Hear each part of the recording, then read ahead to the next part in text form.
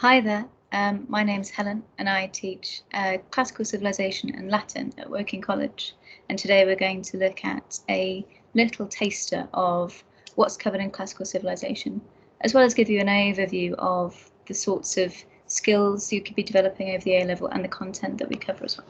So I hope you enjoy. Make sure you've got a pen and paper handy or a document that you can be typing into to make some notes as we go. And at various points, I'll tell you to pause this video so that you can be doing a little bit of work in your own time before then carrying on. So let's get started.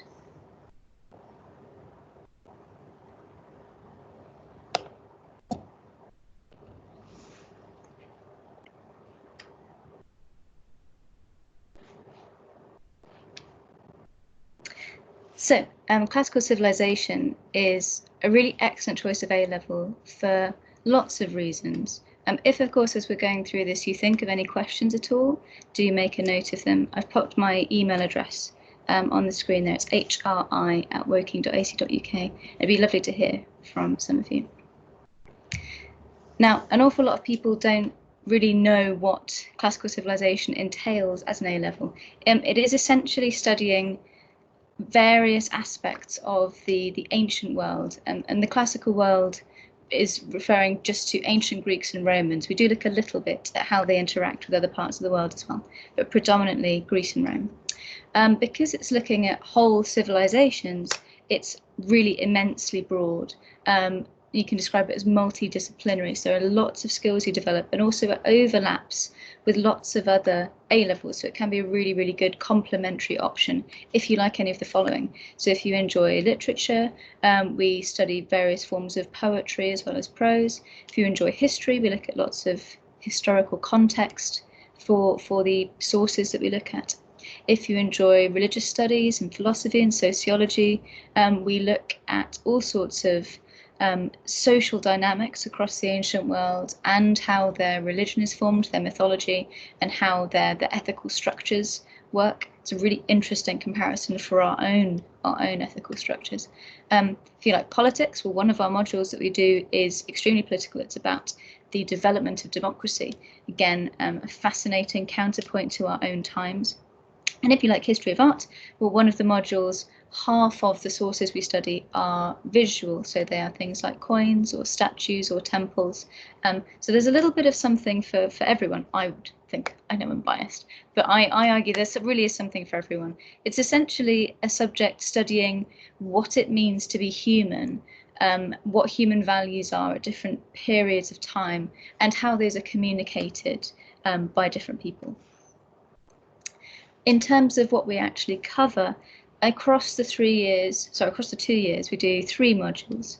So our first module, the world of the hero, that's encompassing epic poetry, and that's the basis of what we're going to be looking at today. We're going to do a little case study of one of the Homeric heroes. The second module we look at is imperial image, which is all about Augustus, sometimes referred to as the Emperor Augustus, although he doesn't call himself that because he doesn't want to get assassinated like Caesar did. And it's about how he promotes a very powerful and authoritative image without making the Roman people feel threatened by him. So that's very interesting. That's where a lot of the history of art stuff comes in. And then democracy in the Athenians is about the development of democracy in 5th century Athens, so quite how it developed across the 7th and 6th centuries, how it culminated in the 5th century, and ultimately whether or not it was good for the Athenians. As I say, fascinating counterpoint for our own political systems. So today, just as like a little taster, we're going to have a little think about the concept of heroism. So throughout this, I want you to be repeatedly asking yourself what you think it means to be a hero. Something that changes across time. Every culture has its own definition of what it means to be a hero.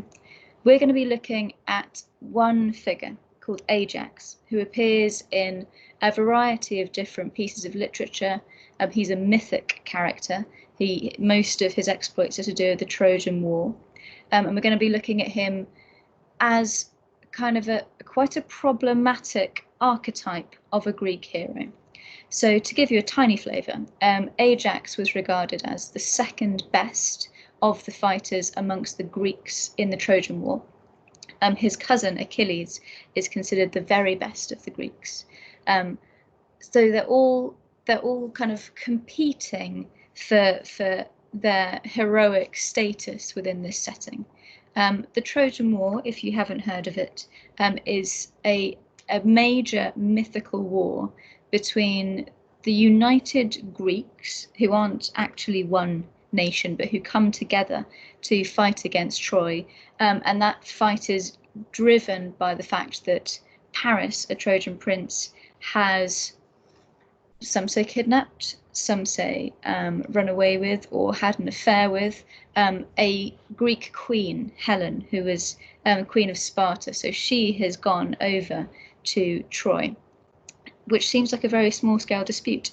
The reason this becomes a huge war is that almost every Greek leader had been a suitor for Helen's hand, and so they had all given an oath to fight on behalf of her husband on the off chance that she was ever taken. Quite a convenient oath for them to have sworn. So Ajax, as one of those suitors, was dragged into this war. So I'm now going to ask you in a moment to pause this and do a little bit of research, see what you can find out about Ajax. Now, just before you go, for some confusion, there are two people called Ajax fighting for the Greeks in the Trojan War. We're looking at the more important one. So he's called Ajax the Great, Ajax the Greater, or Greater Ajax, or Telamonian Ajax, and those are all on that slide if you wanted to check any of that. If you start reading about the chap called Ajax the Lesser, poor guy, he's really been overshadowed. He's the wrong Ajax. You want to focus on Ajax the Great. And as you are researching him, I'm interested to see what you can find out about what he does in his life, so what he achieves, how he gains mythic status. So pause this video here and come back to me when you've done a little bit of research. Hopefully you've gone and done that research now. We're going to run through some of those, what I think are the most major moments in his life. So if you don't have any of these in your notes, then make a little note of them. And of course, if you do, you can be building on them. A slight warning, I have used some ancient Greek art to illustrate these moments in Ajax's life. And it's commonplace to have nudity in Greek art. These are not sexual images, so there's nothing overtly pornographic about them, but I apologise if that causes offence. You could always cover them up on the screen or fast forward through this bit. So, as we said before, the Trojan War is the backdrop of Ajax's career, and he's brought into it because he's one of Helen's suitors, and therefore he's honour bound to join the effort to reclaim Helen from Troy. And the Trojan War itself is a 10-year conflict. It takes the Greeks quite a long time to actually reach Troy. Then they siege the city for 10 years. And it's during those 10 years that Ajax establishes himself as a really prominent heroic figure amongst the Greeks. I thought I'd give you an image that wasn't fighting. Quite a lot of these images are to do with fighting. This one is an image instead of Ajax and Achilles playing dice. One of the kind of moments of leisure within that 10-year struggle, because of course they're not fighting the entire time. However, fighting is the basis of what defines Ajax as a hero. He is one of the best fighters amongst the Greeks. He really is viewed as being the second only to his cousin Achilles, and Achilles is exceptional. So to be second to Achilles, Ajax has to also be exceptional. Alongside being an excellent fighter, he is also a leader of other men.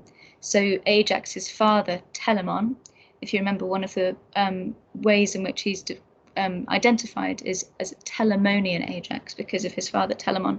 So his father, Telamon, is the king of Salamis. So Ajax is destined to, well, we'll go into that in more detail, but in theory, he's destined to go on to rule a Greek island, which would be of some prominence.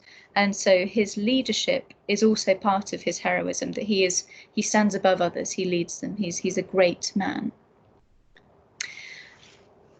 During the fighting itself, most of the Greeks that fight in the Trojan War as recorded by Homer, who we're going to talk about in a bit more detail, have epithets, little descriptions to do with them. And one of the epithets that Ajax has is as the bulwark of the Achaeans, which might contain words that you're not comfortable with, which is fair enough. The Achaeans are the Greeks, and the idea of a bulwark is like a strong point, a defense. He's like a great shield for all of the others. So that helps you to see how the Greeks look up to Ajax as a steadfast point in the fighting. So he already has that reputation. In the 10th year of the fighting, hopefully this is something you found in your research, Achilles dies, which means that then there is this dispute over who is now going to be the best amongst the Greeks.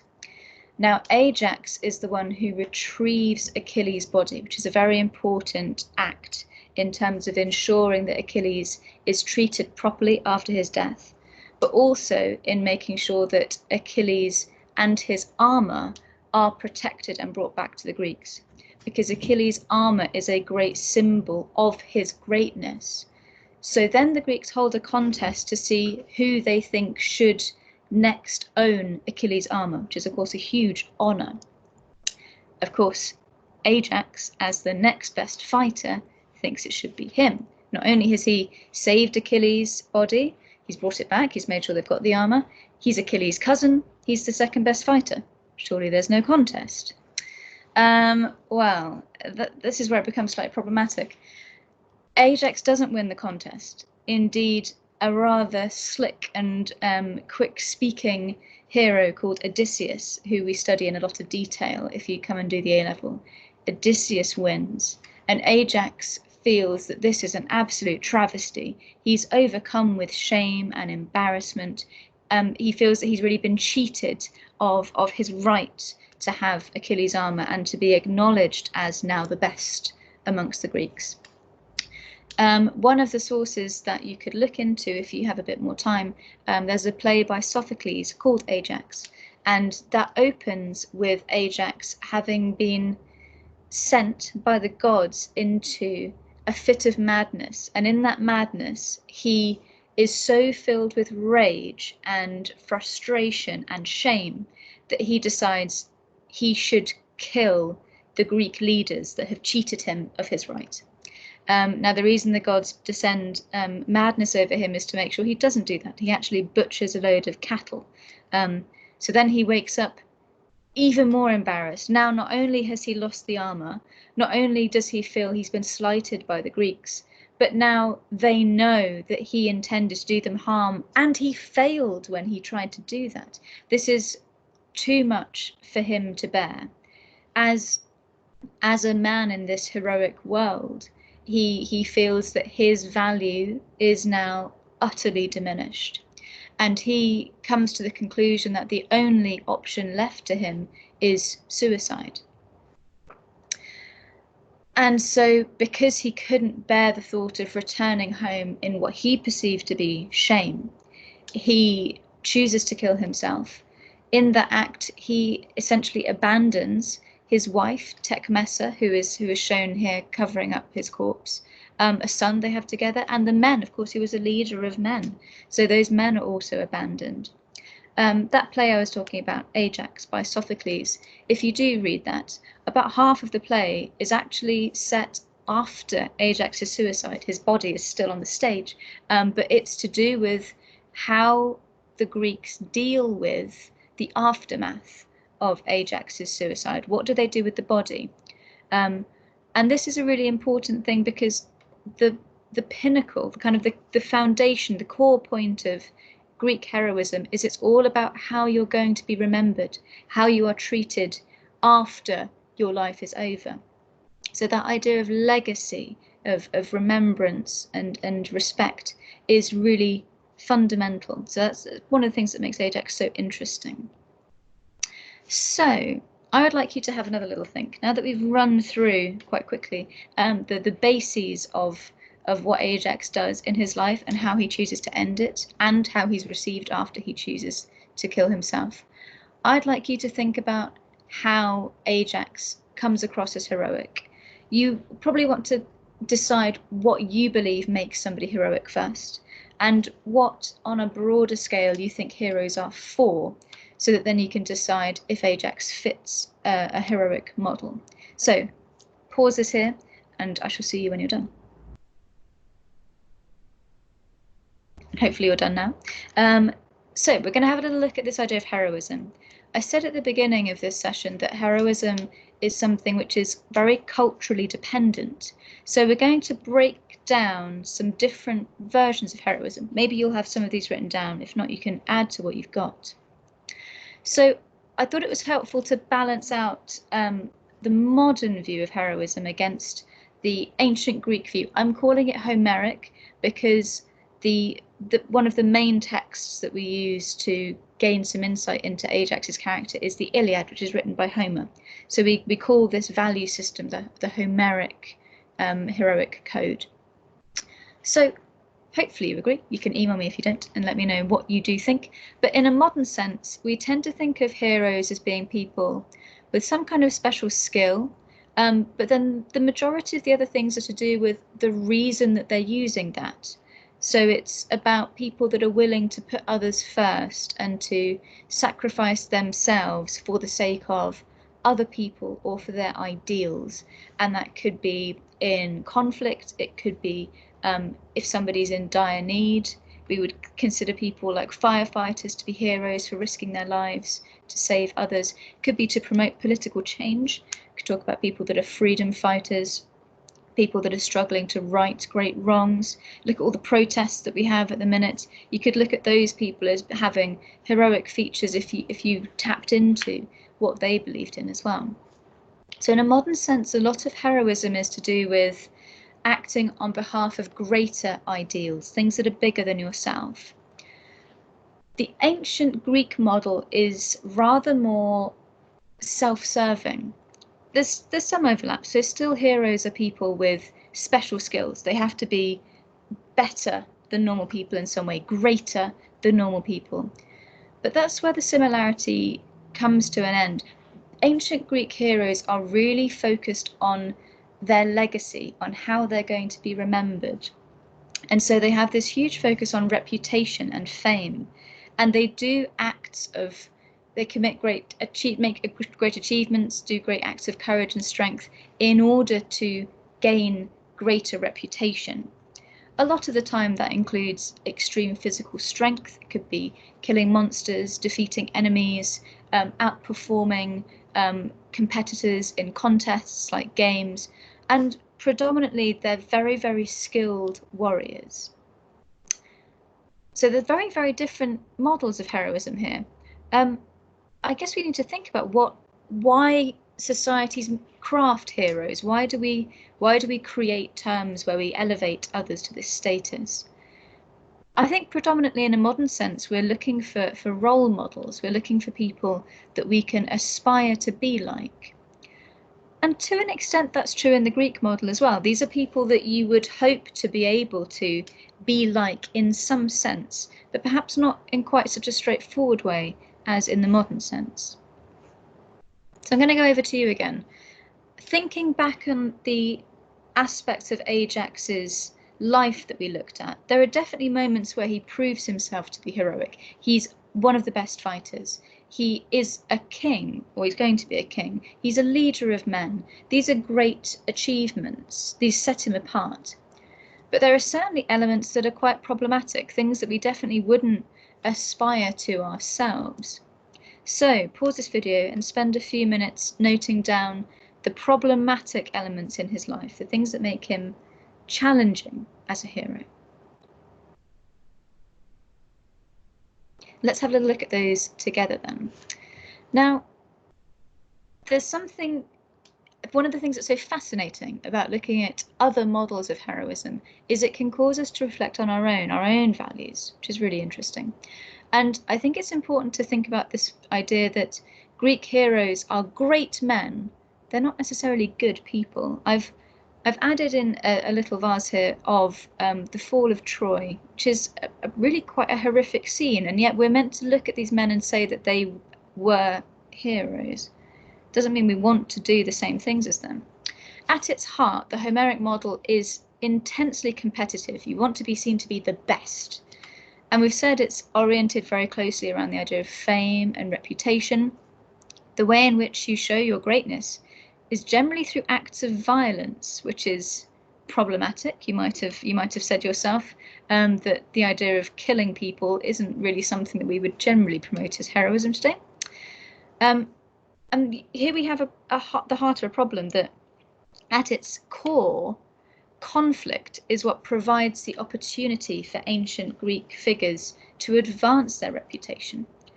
And it's inherently dangerous for themselves. An awful lot of great figures die during the Trojan War. And they don't necessarily mind that because they're interested in the legacy they leave behind. But there's also a sense in which this heroic model only really works during war. It is at its heart very destructive, because the ways that you enhance your reputation are mostly to do with conflict. So then we have the issue of, well, how do these heroes behave? How do they transfer that behavior into a peaceful domestic setting? Now, that's something that is explored in good detail in the Odyssey, which is the first core text that we look at together. If this is something that interests you, I've just put a link to a couple of little articles there to do with the idea, which is a modern idea, the idea of post-traumatic stress disorder, and imposing that on Greek heroes, because many of them show symptoms of that disorder, which is an interesting element. So I hope you've enjoyed kind of questioning what Ajax represents, whether or not he is somebody you'd hope to be like, or if actually his thought patterns, his behaviour and his legacy are actually very problematic and you really wouldn't want to be like him. I hope you wouldn't want to be like him, to be honest. If you've enjoyed looking at Ajax specifically, he's not somebody we focus on in our course, but he is really, really interesting. There's a couple of links there. One is a whole run through of that tragedy I talked to you about by Sophocles. So you could watch that if you've got the time. If you have rather less time, there's a 3-minute animated version instead, so you could watch that. If you want to get ahead with some reading, now this depends, I don't know if you could be in year 10 or year 11. If you're in year 11 looking to join us next year at college, then on the screen I've put up the 2 core texts that we use in the first term. There's also an online edition should you wish to save your cash. For now you can look at the Odyssey and the Aeneid there.